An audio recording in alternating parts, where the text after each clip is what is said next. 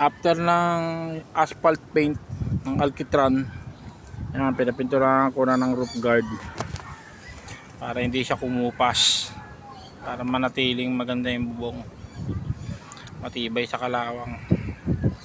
Yan yung ating ventilator, oh. Grabe lakas ng hangin, eh. Higop niya lahat ng mga init din sa kisame.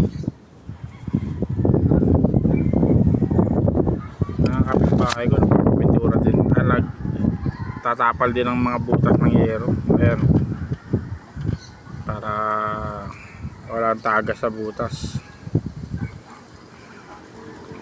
Ayan, blue, kulay blue naman. Tapos na yung kulay pink, eh, kaya pula. Tapos nyan, maglalagay naman ako ng solar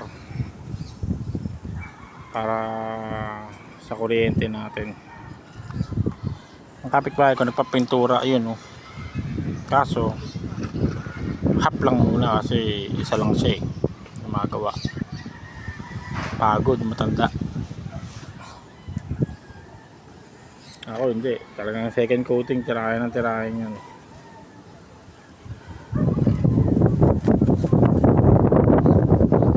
Para mawala lahat ng butas, tagas, saka ma-preserve din yung yero.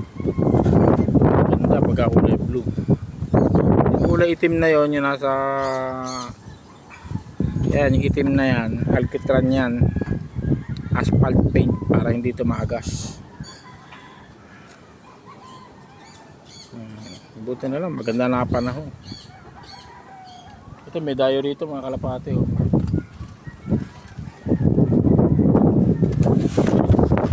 Yan yung paligid ng bahay ko, gubat.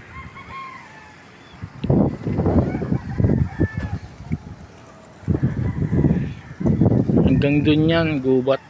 Hanggang dun sa may sabungan. Ayun yung sabungan, ayan. Sabungan, gubat yan.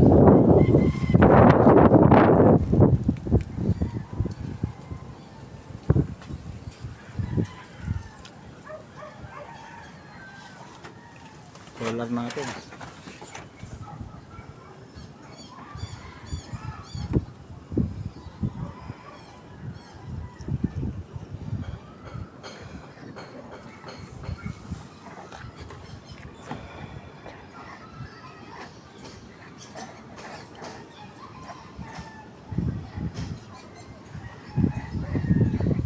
Yung mga gulay ko sa gulay ko natutuyo na yan, palaya. Kaharvest ko lang ng palaya, tamlad.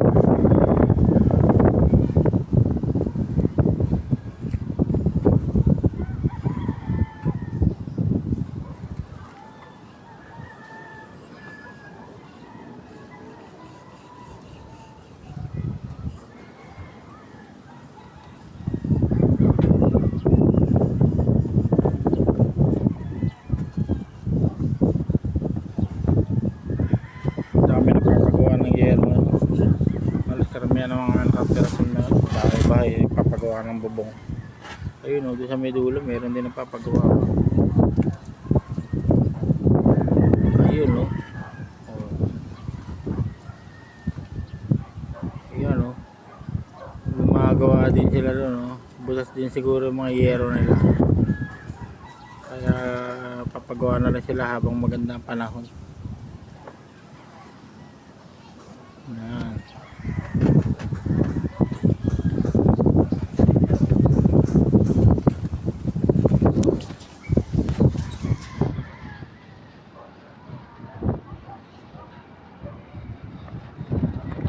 Mas maganda yung roller, di ba, kaysa brush.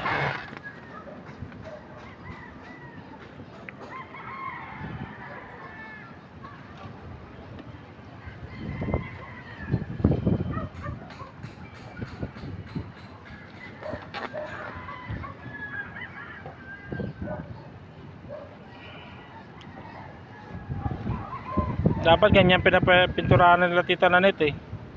Wala eh, gumastos lang na asphalt paint tapos di na pinapinturahan uli. Bubong nila. Ingatan mo matuluan ng pintura yung solar ha. Di bali yung railings, okay lang yan. Huwag lang yung solar panel.